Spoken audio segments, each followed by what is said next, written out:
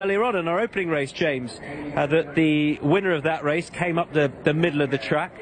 And I just wonder if you were sending a jockey out here, James, would you say, do you know what, sit off the pace and aim to just switch out off that rail, or am I looking too much into it, James? What do you think? No, you're not looking too much into it at all. That's exactly what connections should do, because when you've got some information, you don't know what the information's worth, the best thing still is to assume that it might be correct. So it may well be the case the middle of the track is faster. And so you're absolutely right. As long as you don't have to mess around with the horse too much, like if it's drawn right on the road, I'd leave it there. But if it's drawn in the middle, I'd make sure I challenge away from the stand rail, just in case there is a bias based on that one race. So that's a very, very astute piece of advice from your good self. Well, I hope it comes to fruition. We will see. But just to remind you that Andrew Stark is riding here instead of you, Takataki, on Consequences. He'll carry the yellow of the Rest of the World as we try and get this horse to go forward and in. Georgia Hearts is not looking all that willing here. You can see him with that cross noseband on, this grey son of Ken Darjon. He's a really interesting runner here because Richard Hughes made a secret of the fact that he was running him in the Britannia to see if he got the trip, and really the pace didn't work out that day to be held up off the pace. Richard Hughes, who rode this straight track here so well and tempted to ride it patiently as well, visions of him on Soul Power in the King's Stand, he sent this horse out to be patiently ridden to hopefully get that mile in the Britannia. Well, Sylvester de Sousa made all that day, and as we don't often see on the straight mile at Ascot, the pace held up.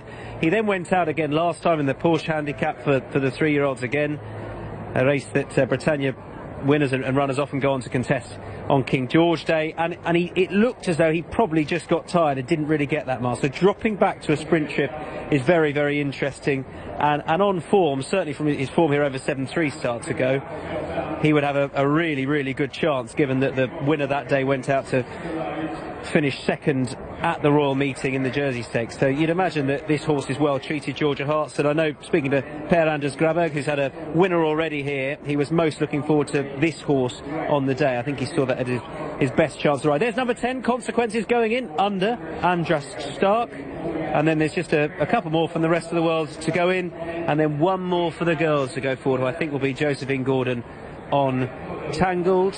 Yes, indeed it is. He's got that blindfold on at the moment. So, for the 6th and final time, let's join David Fitzgerald. Thanks, David. Thanks very much, Tom.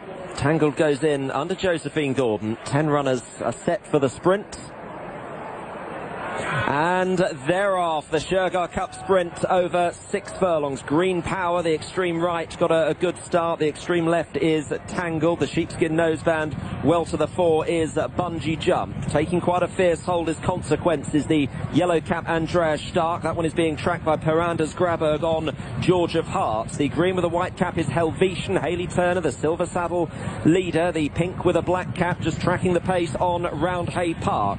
Towards the outside is Snazzy Jazzy, and in rear, driven along, is Urtiard, and also Shaheen is at the back as they come to halfway in the sprint. It is Bungee Jump that leads the way. On the right is Green Power. Trying to come into it is Snazzy Jazzy. Driven along is Helvetian, the extreme left, Tangled, and Josephine Gordon. Hayley Turner switching to the near side on Roundhay Park. It's all up for grabs here. They're spread right across the course. The far side, Snazzy Jazzy, in company with Tangled. Coming through is Green Power, and also George of Hearts under Per-Anders Graberg coming to challenge. Turner is still close up on Roundhay Park. It could go one of 3 ways. In the centre is Green Power. On the far side is George of Hearts. Green Power has just won it.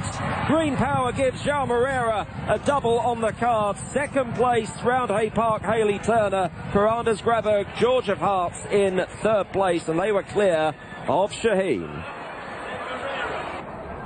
Absolute thriller to the final race of Shergar Cup Day. James, that was a superb finish. Hayley Turner has done it. We've got the official confirmation. Green Power has photo won. finish for 2nd place. And an official photograph finish for 2nd place. It looks as though Roundhay Park very much involved there. George of Hearts, Shaheen back in 4th.